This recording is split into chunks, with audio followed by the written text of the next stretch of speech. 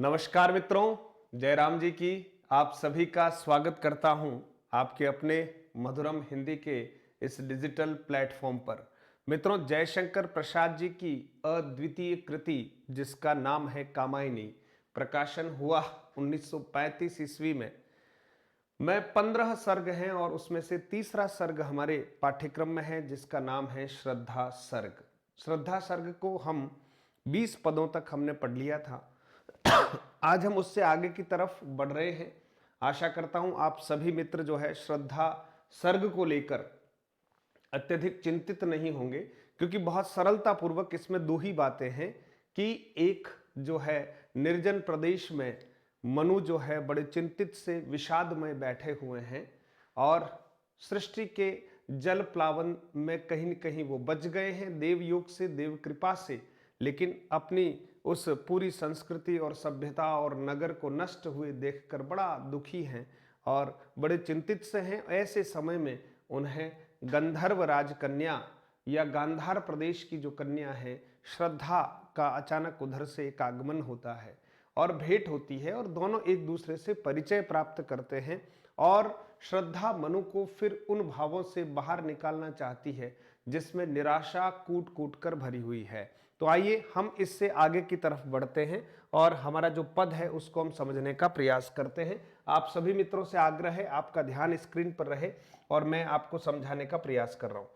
देखिए मित्रों, विषमता की पीड़ा से व्यक्त हो रहा स्पंदित विश्व महान, है ना। विषमता की पीड़ा से, देखिएगा, विषमता की पीड़ा से व्यक्त हो रहा स्पंदित विश्व महान, यही दुख सुख विकास का सत्य यहाँ भूमा काम धेनु, है ना। काम भूमा, देखिए भूमा का मधुमय दान, भूमा का मधुमय दान है मित्रों। यहां पर भूमा का मधुमय दान, मधुमय दान, इस तरह से यहां पर शब्द है मधुमय दान, ठीक है। भूमा का मधुमय दान। नित्य समरसता का अधिकार उमड़ा कारण जलधि समान, व्यथा से नीली लहरों बीच बिखरते सुख मणिगण द्युतिमान, है ना। व्यथा से नीली लहरों बीच बिखरते सुख मणिगण द्युतिमान। देखिएगा ये जो पद है, इस पद में क्या हो रहा है, देखिए, सुख और दुख की विषमता के कारण ही सारा संसार गतिमान है, ऐसा यहां कहा गया है। तो आप देखिएगा, विषमता की पीड़ा से व्यक्त हो रहा स्पंदित महान, यही दुख सुख विकास का सत्य यहां भूमा का मधुमय दान सॉरी, नित्य समरसता का अधिकार उमड़ा कारण जलधि, है ना।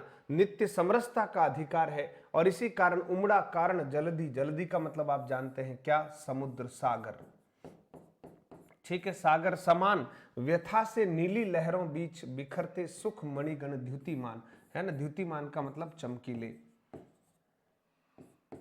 चमक से युक्त, ठीक है मित्रों। अब आइए इसके अर्थ को समझने का प्रयास करते हैं। भावार्थ देखिएगा, भावार्थ क्या कह रहा है, भावार्थ कह रहा है कि सुख और दुख की विषमता के कारण ही तो सारा संसार गतिमान है। अगर एक ही तरह की अवस्था रहती तो मित्रों गति कैसे आती। इसलिए सुख और दुख तो क्या है, दो पहलू हैं जीवन के, और इसी की वजह से ये जीवन जो है गतिमान होता है। अगर मनुष्य सदैव सुख की अवस्था में रहे तो गति अवरुद्ध हो सकती है, या सदैव ही दुख की अवस्था में रहे तो गति अवरुद्ध हो सकती है। इसलिए यहां पर जयशंकर प्रसाद कहते हैं कि सुख और दुख की विषमता के कारण ही तो सारा संसार गतिमान है। यदि कहीं सुख और कहीं दुख न हो, यदि सर्वत्र सुख हो तो संसार का सर्वत्र सुख हो तो संसार का विकास अवरुद्ध हो जाएगा। सुख और दुख ही तो विकास के मूल कारण है। यह तो अखंड शक्ति का सुंदर दान है। ध्यान देना यहां पर लिखा था भूमा, ठीक है, का मधुमय दान। ये तो भूमा, भूमा का मतलब क्या है, अखंड शक्ति, है ना।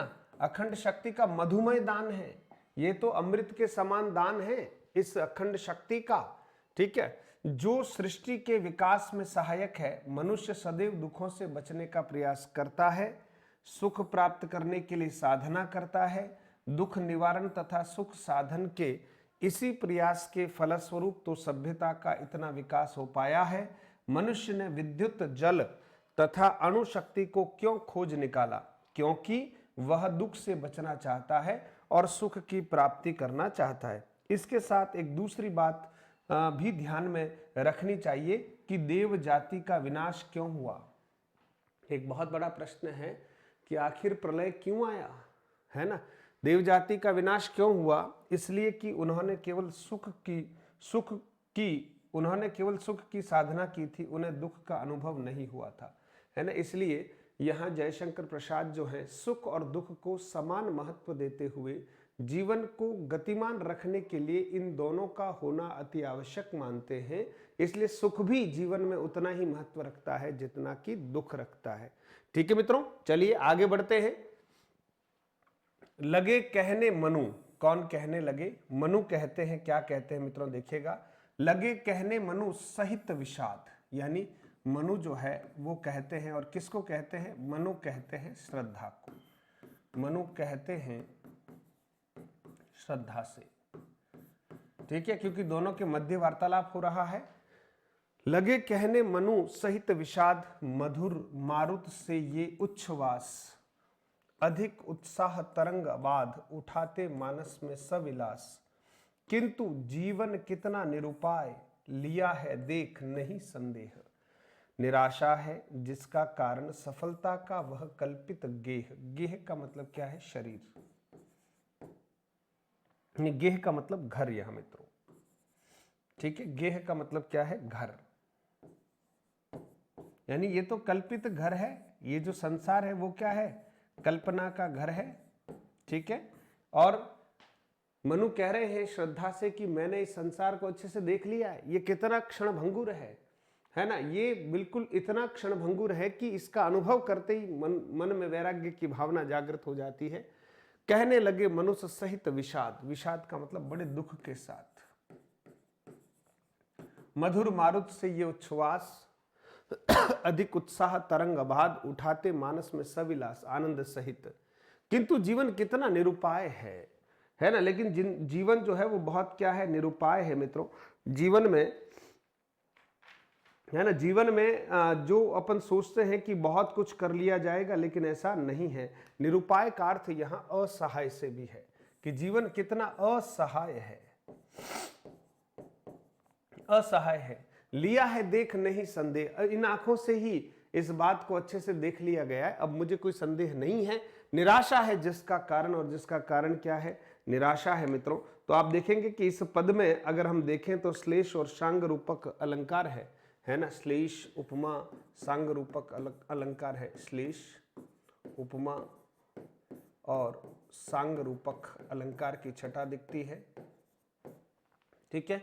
कहने लगे मनु से मधुर मारुत से, देखो ना, से सा सी जो भी है उपमा अलंकार है, ठीक है। अधिक उत्साह तरंग बाद, उठाते मानस में सविलास, किंतु जीवन कितना निरुपाय, देख लिया नहीं संदेह, निराशा है जिसका कारण सफलता का वह कल्पित गया। ये भावार्थ समझ लेते हैं मित्रों।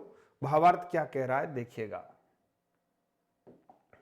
भावार्थ कह रहा है कि श्रद्धा के वचन सुनकर मनु दुख पूर्वक बोले। श्रद्धा की बातें सुनकर मनु बड़े दुख पूर्वक बोले कि जिस प्रकार वायु के झोंके, ध्यान देना, जिस प्रकार वायु के झोंके मानसरोवर में मनोरम और मुक्त लहरों को जन्म देते हैं, मानसरोवर में मनोरम और मुक्त लहरों को क्या करते हैं? जन्म देते हैं। देखिए, मधुर मारुत से ये उच्छ्वास, अधिक उत्साह तरंग बाद, उठाते मानस में सविलास, मानसरोवर में बड़े आनंद के साथ ये जो हवा के झोंके हैं वो लहरों को क्या करते हैं? उत्पन्न करते हैं। उसी प्रकार तुम्हारे ये भाव मेरे हृदय में उत्साह की शक्तिशालिनी लहर को जन्म दे रहे हैं। उसी तरह से तुम्हारे ये जो भाव हैं वो मेरे हृदय में एक विशेष प्रकार का उत्साह भर रहे हैं। तुम्हारी ये बातें सुनकर मेरा हृदय उत्साह से भर गया है। इस पद में उपमा श्लेष सांग रूपक अलंकार है। फिर देखिए, किंतु मैंने यह निश्चित रूप से देख लिया है कि जीवन बड़ा असहाय है, निरुपाय है। इस बात में कोई संदेह का स्थान नहीं है। इस जीवन के अंत में निराशा ही हाथ लगती है। जो लोग जीवन में सफलता की बातें कहते हैं वे सब कल्पित है। जीवन की सफलता तो एक कल्पित घर के समान अयथार्थ है। यानी मनुष्य का जो जीवन है और यहाँ पर जो माया के वशीभूत रहकर वो जो पूरे समय कर्म करता रहता है, वो तो अयथार्थ है, वो यथार्थ नहीं है। यथार्थ तो मोक्ष है। तो मनु को ये अनुभूति होती है कि व्यक्ति के जीवन के अंतिम समय में केवल और केवल उसको किसकी अनुभूति होती है? केवल और केवल निराशा की अनुभूति होती है, क्योंकि जब जीवन में समय होता है तब वो वास्तविक उद्देश्य की प्राप्ति के लिए कुछ कार्य नहीं करता है, केवल संग्रह में ही चला जाता है उसका जीवन। तो यहाँ पर एक प्रकार से आशा के जो मतलब श्रद्धा के जो वचन है वो मनु को कहीं कहीं उत्साहित जरूर करते हैं, है ना, उसके हृदय में एक आनंद की लहर को जरूर उत्पन्न करते हैं। लेकिन वो कहते हैं कि मैंने इस संसार को बहुत नजदीक से देख लिया है, यह क्षणभंगुर है ना, यह संसार जो है असहाय है, कभी भी काल का कलेवा बन सकता है और जीवन में अंतिम समय में निराशा ही हाथ लगती है। इसलिए समय रहते हमें आत्म कल्याण का कार्य करना चाहिए। फिर देखिए कहा आगंतुक, देखिए कहा आगंतुक ने सस्नेह, अरे तुम इतने हुए अधीर, कहा आगंतुक ने। और यहां आगंतुक कौन है मित्रों? आगंतुक है श्रद्धा। बहुत आराम से समझिएगा, कोई जल्दबाजी नहीं है। आगंतुक कौन है? श्रद्धा। और फिर कह रहा हूं परीक्षा के दृष्टिकोण से आपको एक बार इसका भावार्थ समझ लेना है ना, बहुत ज्यादा दुखी नहीं होंगे, भावार्थ समझ लें और 5-50 प्रश्न अच्छे से हल कर लेंगे। उसके बाद बहुत ज्यादा चिंता नहीं करनी, 1 या 2 प्रश्न का मामला मैक्सिमम रहने वाला है, इसलिए इतना चिंता नहीं करेंगे हम। एक बार भावार्थ को समझ लेंगे अच्छे से उसके बाद, और वैसे ही आपको पूरी स्टोरी समझ में आ गई है। सस्नेह का मतलब होता है स्नेह सहित, स्नेह सहित। सस्नेह का अर्थ क्या होता है? स्नेह सहित। अरे तुम इतने हुए अधीर, कि तुम इतने अधीर हो गए, हार बैठे जीवन का दाव। और जीवन का दाव क्या कर बैठे हो? हार बैठे हो, बाजी। दाव का अर्थ क्या है? बाजी, जीवन की बाजी हार बैठे हो। श्रद्धा के कथन है, जीतते मरकर जिसको वीर, तप नहीं केवल जीवन सत्य करुण, यह क्षणिक दीन अवसाद, तरल आकांक्षा से है भरा, सो रहा आशा का आह्लाद। आह्लाद का अर्थ है प्रसन्नता, ठीक है। अवसाद आप जानते हैं, है ना, एक प्रकार से निराशा का भाव है, निराशा का भाव है, अवसादग्रस्त है। और दीन, दीन का मतलब आप जानते हैं गरीब, हीन, है ना। अवसाद भी कैसा है? हीन। और क्षणिक है, क्षण भर का है। और इस तरह की बातें करना ठीक नहीं है। यानी श्रद्धा जो है पुनः मनु को उसके बातों का उत्तर दे रही है और समझा रही है। क्या समझा रही है? श्रद्धा ने फिर प्रेम पूर्वक कहा कि तुम तो इतने अधीर हो उठे हो, है ना, इतने अधीर हो गए हो। जिस जीवन की बाजी को वीर पुरुष मरकर भी जीतने का प्रयास करते हैं, मरकर भी क्या करते हैं? जीतने का प्रयास करते हैं, तुम उससे जीते जी पराजित हो गए, पराजित हो गए हो। अरे लोग तो जीवन की बाजी को मरकर जीत जाते हैं और तुम जीते जी भी उस बाजी को हारना चाह रहे हो। उत्साही पुरुष तो, फिर देखिए उत्साही पुरुष तो, इसमें एक जो बात कही गई है कि उत्साही पुरुष तो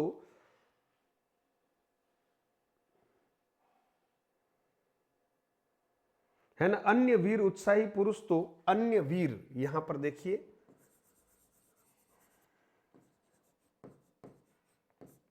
अन्य वीर, ठीक है। उत्साही पुरुष तो मृत्यु की कीमत चुकाकर भी सफलता की प्राप्ति करते हैं, मरकर भी जीत जाते हैं।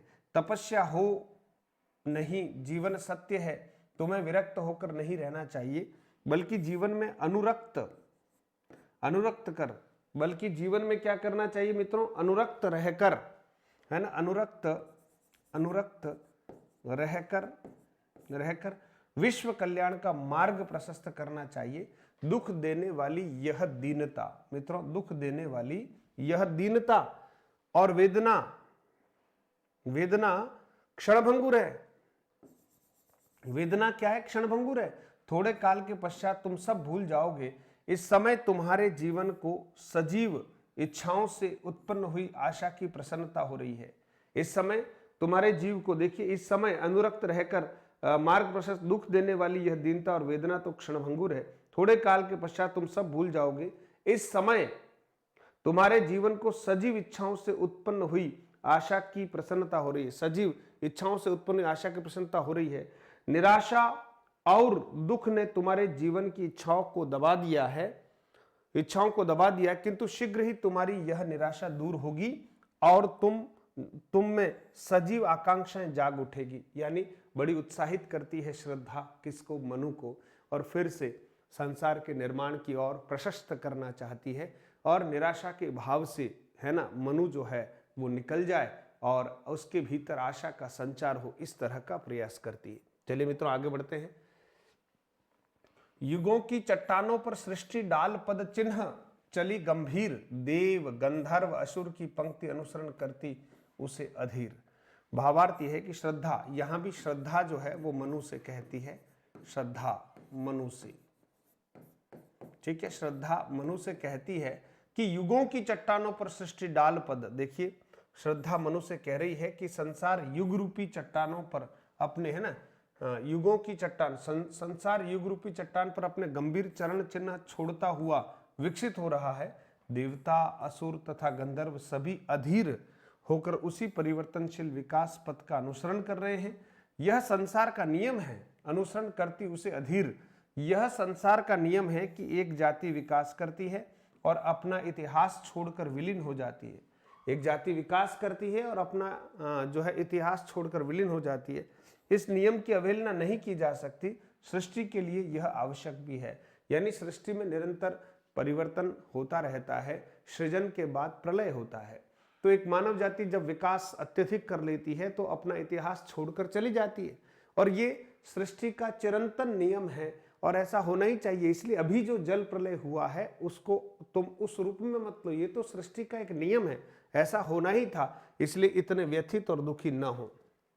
फिर देखिए, एक तुम यह विस्तृत भूखंड प्रकृति वैभव से भरा अमंद, कर्म का भोग भोग का कर्म यही जड़ का चेतन आनंद, अकेले तुम कैसे असहाय यजन कर सकते हैं तुच्छ विचार, तपस्वी आकर्षण से हीन कर सके नहीं आत्म विस्तार। वो और उत्साहित करती हुई कहती है कि तुम यहाँ यजन, यजन का अर्थ है यज्ञ, यजन का अर्थ क्या है, यज्ञ कर सकते तुच्छ विचार। यानी यहां फिर श्रद्धा जो है मनु से कह रही है कि आत्म विस्तार का मतलब है, अमंद का मतलब यहां पर्याप्त है, प्रचुर है,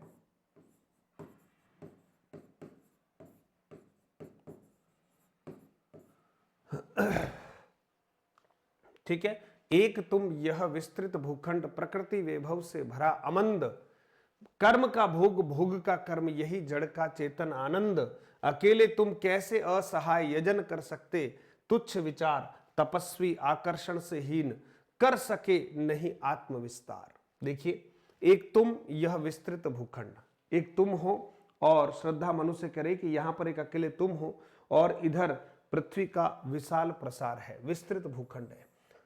कौन कह रही है, श्रद्धा। ये जरूर थोड़ा ध्यान रखना है, श्रद्धा मनु से, श्रद्धा मनु से कहती है कि एक तुम हो और ये विशाल पृथ्वी का भूभाग है, प्रकृति वैभव से भरा अमंद, जो प्रकृति और वैभव से भरा हुआ, प्रचुर प्रकृति और वैभव से भरा हुआ है। कर्म का भोग भोग का कर्म यही जड़ का चेतन आनंद है। कर्म का भोग करना और भोग का कर्म करना, यही है ना बड़ा अद्भुत आनंद है। देखिए यहां भावार्थी समझ लेते हैं।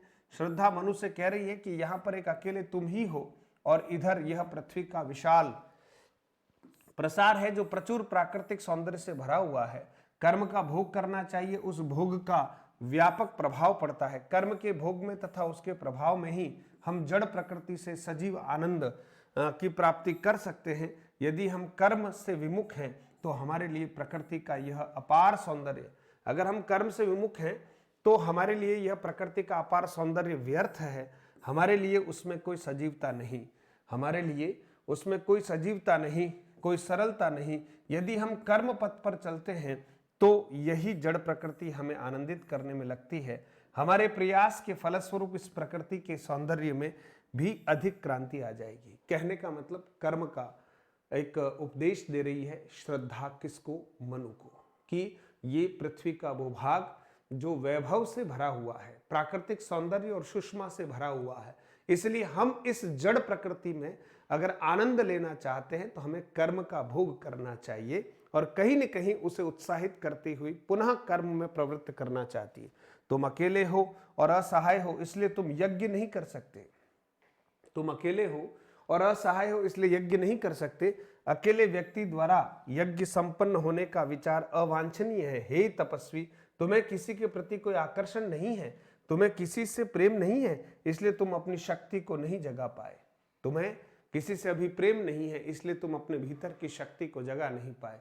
प्रेम शक्ति का स्रोत है। श्रद्धा कहीं न कहीं ये बात समझाने का प्रयास करती है। और जब भी यज्ञ करते हो तो कम से कम अकेले नहीं कर सकते, तो यज्ञ करने के लिए कोई न कोई जोड़े की आवश्यकता है, इसलिए वो कहीं न कहीं उत्साहित कर रही है। और देखिए अगले पद में वो क्या कहती है, दब रहे हो अपने ही बोझ खोजते भी नहीं, कहीं अवलंब, अवलंब का मतलब सहारा। अरे तुम अपने ही, है ना, अपने ही बोझ के नीचे दबे हुए हो, है ना। तुम्हारा सहचर बनकर क्या न उऋण हूं मैं बिना विलंब, विलंब का मतलब देरी। क्या मैं तुम्हारी सहचरी बनकर, है ना, इस कार्य को तुरंत नहीं कर सकती। सहचर, सहचर का मतलब साथी, सहयोगी। समर्पण लो सेवा का सार, सजल संस्कृति का यह पतवार, है ना। आज से यह जीवन उत्सर्ग इसी पदतल में विगत विकार। और श्रद्धा अपना समर्पण करती है और कहती है कि स्वीकार करो, है ना, इस बात को क्या करो, स्वीकार करो, है ना। आज से यह जीवन उत्सर्ग इसी पदतल में विगत विकार। देखिएगा किस तरह से इस बात को हम आगे बढ़ाते हैं। भावार्थ यह है कि तुम अपने एकांत जीवन के भार से ही दब रहे हो, एकांत जीवन के भार से ही दब रहे हो, और तुम कहीं कोई सहायता भी नहीं ढूंढते। और हाँ, और तुम कहीं क्या है, कोई सहचर या सहायता भी नहीं ढूंढते हैं। देखिए कुल मिला के यहां पर श्रद्धा जो है फिर उसे, हाँ, सहारा भी नहीं ढूंढते, सहारा है मित्रों ये, है ना। तुम कहीं पर सहारा भी नहीं ढूंढते, सहारा भी तो नहीं ढूंढते। इस समय मेरा यह कर्तव्य है। श्रद्धा कर्तव्य बोध के कारण कह रही कि इस समय मेरा यह कर्तव्य है कि मैं तुम्हारी संगिनी बनकर तुम्हें सहायता दूं, संगिनी बनकर मैं तुम्हें क्या करूं, सहायता दूं, सहायता दूं, और अपने कर्तव्य के भार से मुक्त हो जाऊं और मेरा जो कर्तव्य है उसके भार से मुक्त हो जाऊं। समर्पण ही सेवा का सार है, समर्पण ही सेवा का सार है, और संसार रूपी सागर से पार ले जाने के लिए पतवार के सम सहायक होता है ना। तो अब आप सोचिए, ये समर्पण मेरा स्वीकार करो। आज मैं अपने आप को तुम्हारे प्रति समर्पित करती हूं, है ना, तुम्हारे प्रति समर्पित करती हूं। आज से मेरा जीवन निशान से तुम्हारे चरणों में ही बलिदान हो जाएगा, है ना।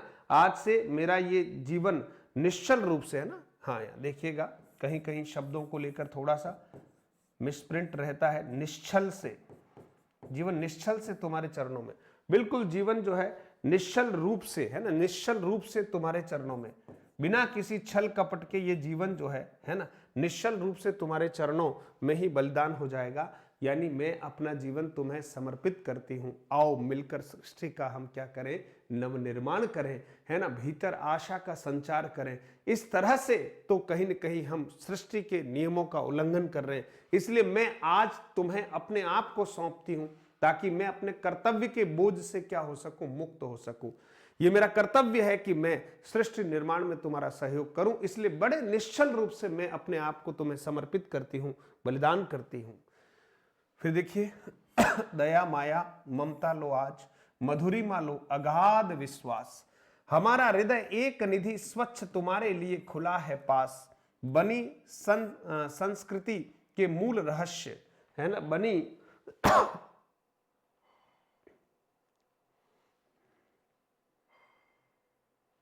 संस्कृति है मित्रों, संस्कृति, संस्कृति के मूल रहस्य तुम्ही से फैलेगी वह बेल। शिक्षा भर सौरभ से भर जाए सुमन के खेलो सुंदर खेल, है ना, सुमन के खेलो सुंदर खेल। आज तुम मुझसे दया स्नेह, है ना, वही श्रद्धा मनु से, ठीक है, दया माया ममता लो आज, मधुरिमा लो अगाध विश्वास। अब तुम खेलो मेरे साथ, है ना, ये श्रद्धा का आह्वान है। और जब तुम नहीं खेलोगे तो कैसे जो है इस संसार में हम सौरभ भर पाएंगे। देखिए, आज तुम मुझसे दया, स्नेह, ममता, सौंदर्य और अथाह विश्वास लो, है ना, मुझसे लो। सब हृदय को वे विभूतियां हैं, सब हृदय की वे विभूतियां हैं जिन्हें पाकर मनुष्य जीवन में सफलता को सहज ही प्राप्त कर लेता, वो सब आज मुझसे ले लो। रत्न जैसे सुंदर भावों से भरा हुआ मेरा निर्मल हृदय आज तुम्हारे लिए खुला है, खुला हुआ। तुम जो आदेश दोगे मैं उसे पूर्ण करूंगी। तुम संसार का मूल कारण बन जाओ। यह सृष्टि की लता अब तुम्हारे प्रयासों द्वारा ही फैलेगी। तुम शुभ कर्म करो जिससे तुम्हारा यश सौरभ के समान सर्वत्र फैल जाए। नीचे की दो पंक्तियों का दूसरा अर्थ यह भी हो सकता है कि तुम्हारे प्रयासों द्वारा पल्लवित मानव सभ्यता की लता में ऐसे फूल खिलेंगे कि सारा संसार उनकी सुगंधि से भर जाए, सर्वत्र आनंद छा जाए। इस पद में श्लेष और रूपक अलंकार है। कहने का मतलब यह है कि श्रद्धा ये कहती कि आज सब कुछ ले लो तुम, है ना, जैसा तुम आदेश दोगे वैसा मैं करूंगी। और आइए मिलकर इस संसार की बेल को क्या करते हैं, आगे की तरफ बढ़ाते हैं, है ना, फैलाते हैं और इस सृष्टि का फिर से निर्माण करते हैं, ताकि आने वाले समय में जीवन सौरभ जो है इस संपूर्ण सृष्टि पर प्रकाशित हो जाए। और देखिएगा, थोड़ा काव्यमय रूप में आता हूं। और यह क्या तुम सुनते नहीं विधाता का मंगल वरदान, शक्तिशाली हो विजयी बनो विश्व में गूंज रहा जयगान। डरो मत अरे अमृत संतान अग्रसर है मंगलमय वृद्धि, पूर्ण आकर्षण जीवन केंद्र खींची आवेगी सकल समृद्धि, है ना, खींची आएगी सकल समृद्धि, है ना। एक बार बस कर्म में प्रवृत्त हो जाओ, सारी समृद्धि जो है स्वतः खींची आएगी। कौन कह रहा है? और यह क्या तुम सुनते नहीं विधाता का मंगल वरदान, है ना, विधाता, है ना, विधाता क्या चाहते हैं उनका मंगल वरदान नहीं समझ पा रहे हो। श्रद्धा मनु से कहती है। श्रद्धा किससे कहती है मित्रों? मनु से कहती है। श्रद्धा मनु से कहती है, शक्तिशाली हो विजयी बनो विश्व में गूंज रहा जयगान। डरो मत अरे अमृत संतान अग्रसर है मंगल में वृद्धि। डरो मत, आओ, है ना, और मंगल वृद्धि में कहीं न कहीं सहयोगी बनो।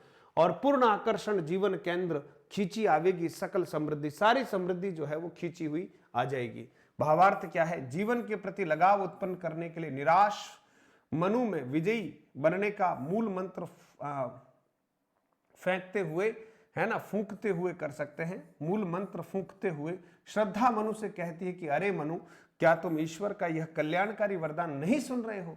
सारे विश्व में विजय का यही गीत गूंज रहा है ना, गूंज रहा है कि तुम शक्तिशाली हो और विपत्तियों पर विजय प्राप्त करो। हे देव पुत्र, तुम भयभीत मत हो, तुम्हारी शुभ उन्नति होगी। जीवन तो पूर्ण आकर्षण का केंद्र है, जिससे खींचकर संसार की सारी विभूतियां स्वयं प्राप्त हो जाएगी। इस छंद में यह ज्ञात होता है कि प्रसाद जी को जीवन की अपार शक्ति पर कितना अधिक विश्वास है ना। यानी एक बार फिर से, और तुम्हें भाग्यशाली समझना चाहिए अपने आप को कि सृष्टि का जो प्रलय हुआ है, जल प्लावन हुआ, और उसमें तुम्हें ईश्वर ने बचाया है। तो क्या तुम विधाता के उस मंगल में वरदान को समझ नहीं पा रहे हो, सुन नहीं पा रहे हो? इसलिए तुम वापस पुनः कर्म में क्या हो जाओ, प्रवृत्त हो जाओ। देव सफलताओं का ध्वंस प्रचुर उपकरण जुटाकर आज, पड़ा है बन मानव संपत्ति पूर्ण हो मन का चेतन राज। चेतना का सुंदर इतिहास अखिल मानव भावों का सत्य, विश्व के हृदय पटल पर दिव्य अक्षरों से अंकित हो नित्य। देखिएगा, काव्य सदैव आनंद देता है। निराशा के भावों को हृदय से बाहर निकालकर फेंक देता है। इसलिए आप देखते हैं कि जीवन में जब भी कोई हताश या निराश होता है, संगीत की शरण में अगर चला जाए, काव्य की शरण में अगर चला जाए, तो उसका मन जो है बड़ा आह्लादित हो जाता है और वो अपने उन निराशा के भावों से आशान्वित होते हुए बड़ा आनंदित महसूस करता है। देव असफलताओं का ध्वंस प्रचुर उपकरण जुटाकर आज, पड़ा है बन मानव संपत्ति पूर्ण हो मन का चेतन राज। चेतना का सुंदर इतिहास अखिल मानव भावों का सत्य है, विश्व के हृदय पटल पर दिव्य अक्षरों से अंकित हो नित्य। आगे वो कह रही है कि देव जाति के विनाश और सृष्टि के भावी विकार पर चिंतन करते हुए श्रद्धा कहती है निराश मनु से, श्रद्धा मनु से कहती है ना, क्या कहती है देखिएगा कि देवों की असफलता थी। देखिए, देव जाति के विनाश और सृष्टि के भावी विकार पर चिंतन करते हुए श्रद्धा निराश मनु से कहती है कि देवताओं की असफलताओं के कारण जो उनका नाश हुआ उससे निर्माण के बहुत अधिक साधन प्राप्त हुए। आज वे सब उपकरण मानव को संपत्ति के रूप में प्राप्त हुए हैं, उन्हीं की सहायता से हमारे मन के संसार को पूर्ण प्रतिष्ठा हो, इस पद में रूपक अलंकार है। देखिए, उन्हीं की सहायता से हमारे मन के संसार में, इसमें रूपक अलंकार। जब एक मकान गिरता है तो उसके मलबे में दूसरे मकान के निर्माण में बड़ी सहायता मिलती है। उसी प्रकार देव सभ्यता के ध्वंस से मानव सभ्यता के निर्माण के साधन प्राप्त हुए हैं। देवताओं के जो गुण थे वे मानव जाति में भी प्रतिष्ठित किए जाएं और उनकी बुराइयों से उसे मुक्त रखा जाए। चेतन सृष्टि का इतिहास मानव जाति के भावों का ही सत्य है। चेतन सृष्टि का जो इतिहास है वो मानव जाति के भावों का सत्य ही है। इतिहास में मानव के भावों का समष्टिगत संकलन होता है, उसके सभी कार्यों का उल्लेख होता है। श्रद्धा मनु से कहती है कि तुम्हारे प्रयासों के फलस्वरूप सृष्टि का इतिहास नित्य संसार के हृदय तट पर अलौकिक तथा अमिट अक्षरों में अंकित होता रहे। मानव जाति अपना विकास करती रहे और मानव जाति का इतिहास जैसा हो, घृणा और द्वेष से भरा नहीं, बस उसमें पवित्र भावों की अभिव्यक्ति हो। यहां भी प्रसाद जी ने मनुष्य की भाव शक्ति पर ही बल दिया है। कहने का अर्थ यह है कि जब देवताओं की सभ्यता का नाश हुआ है तो मानव जाति की रचना के अधिक उपकरण हमें प्राप्त हो गए हैं। देवताओं के भीतर जो बुराइयां थी वो बस मनुष्यों के भीतर नहीं आए और हमें एक नवीन सृष्टि का क्या करना चाहिए, निर्माण करना चाहिए। जैसे एक मकान गिरता है तो दूसरे मकान को बनाने के कई सारे उपकरण वहीं से हमें प्राप्त हो जाते हैं। तो देव सभ्यता के नष्ट हो जाने से अब मानव सभ्यता के विकास का समय आ गया है, इसलिए निराशा से बाहर आओ मनु, ऐसा श्रद्धा का आह्वान है। देखिए आगे बढ़ते हैं। विधाता की कल्याणी सृष्टि सफल हो इस भूतल पर पूर्ण, पटे सागर बिखरे ग्रह पुंज और ज्वाला मुखियां हो चूर्ण, उन्हें चिनगारी सदृश सदर्प कुचलती रहे खड़ी सानंद, आज से मानवता की कीर्ति अनिल भूजल में रहे न बंद। देखिए, विधाता की कल्याणी सृष्टि सफल हो इस भूतल पर पूर्ण। विधाता की जो कल्याणी सृष्टि है, निर्माण है, वो इस भूतल पर क्या हो जाए, सफल हो जाए। फिर जो है कहीं न कहीं विनाश लीला का उल्लेख करती श्रद्धा कामना करती है ना। क्या करती है? श्रद्धा कामना करती है, यानी श्रद्धा कामना करती है इस पदों में, है ना। और वो क्या कामना करती है कि विधाता की कल्याणी सृष्टि सफल हो इस भूतल पर विधाता की जो कल्याणी सृष्टि है वो सफल हो जाए। देखिए, विधाता की कल्याणी सृष्टि सफल हो इस भूतल पर, पटे सागर बिखरे ग्रह पुंज और ज्वाला मुखियों हो चूर्ण, है ना। ज्वाला देखिएगा,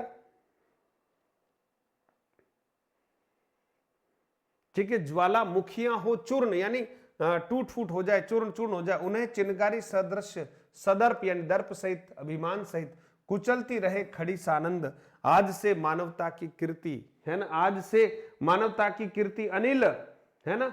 देखिए, मानवता की कीर्ति अनिल, अनिल का मतलब वायु भू जल में रहे न बंद, है ना। अनिल यानी वायु, भूमि और जल में बंद नहीं रहे मानवता की कीर्ति। आइए भावार्थ को समझ लेते हैं।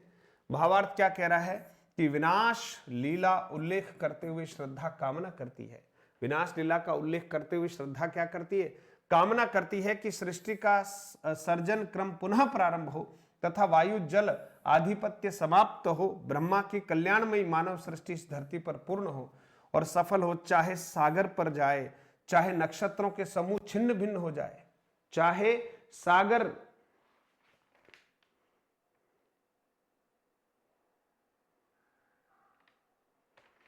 चाहे ज्वालामुखी फटते रहे, है ना, चाहे ज्वालामुखी फटते रहे, है ना, चाहे सागर, है ना मित्रों, यहां पर नहीं है, मैं यही देख रहा, पट जाए, चाहे सागर जो है वो क्या हो जाए, पट जाए, समतल हो जाए, पानी समाप्त हो जाए, चाहे नक्षत्रों के समूह छिन्न भिन्न हो जाए और चाहे ज्वालामुखी फटते रहे, किंतु मानव जाति उन्हें चिंगारी के समान स्वाभिमान कुचलती रहे और आनंद की साधना में लीन रहे। आज से मानवता का यश धरती और जल सब में व्याप्त हो जाए। आज से मानवता का यश और जल सब में व्याप्त हो जाए। ठीक है, फिर देखिएगा, जलधि के फूटे कितने उत्स, द्वीप कच्छप डूबे उतराए, किंतु वह खड़ी रहे दृढ़ मूर्ति अभ्युदय का कर रही उपाय।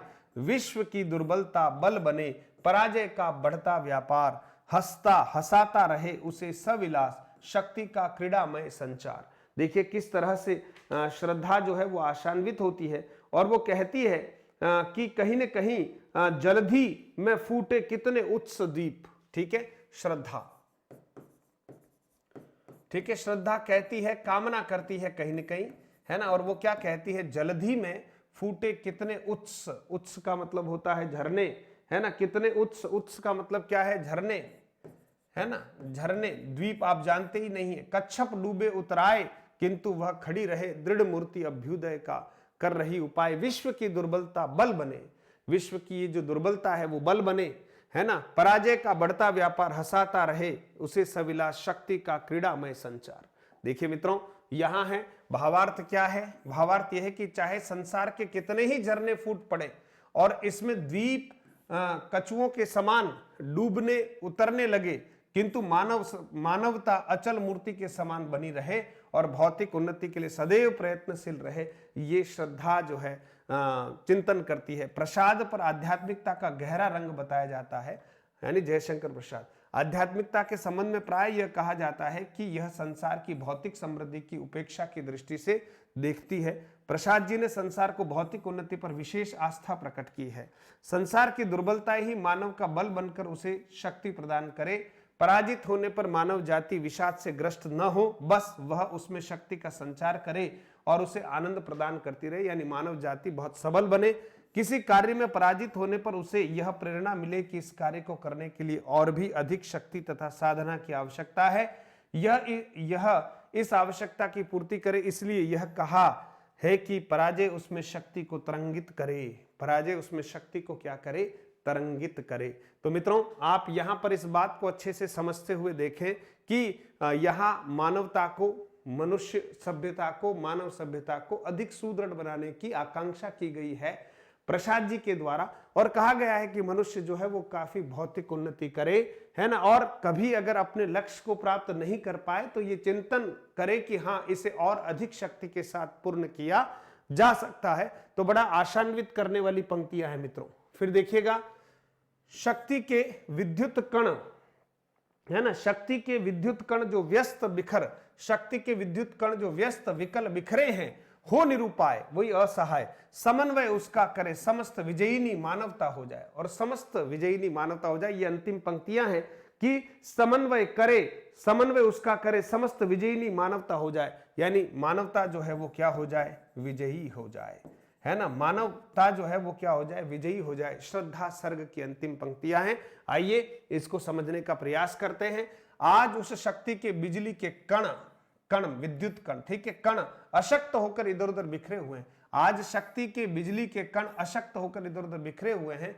मानव जाति उन सबका समन्वय करे जो बिखरी हुई स्थितियां हैं, बल प्राप्त करे जिससे वह सदैव विजयी प्राप्त करती रहे। श्रद्धा के संदेश में ऐसा प्रतीत होता है मानो वह मानव जाति को, है ना, मानव जाति को बल दे रही हो, है ना, मानव जाति को वरदान दे रही हो। मित्रों, यहां वरदान दे रही हो। प्रसाद जी ने उसे भाव शक्ति का प्रतीक माना है, इसीलिए यह उचित भी है। श्रद्धा के संदेश से स्पष्ट है कि उसे राग तत्व या हृदय तत्व का प्रतीक नहीं माना जा सकता। उसके विचार प्रौढ़ हैं और प्रेरणा देने वाले हैं। उसके विचार क्या है, प्रौढ़ और प्रेरणा देने वाले हैं। श्रद्धा वास्तव में यहां आप देखिए, श्रद्धा वास्तव में आस्थापूर्ण दर्शन या रागपूर्ण विचार का प्रतीक है, जो कहती है कि उस पर उसे पूरा विश्वास है। यह स्पष्ट है कि पत्र विचार का कोई उपयोग नहीं।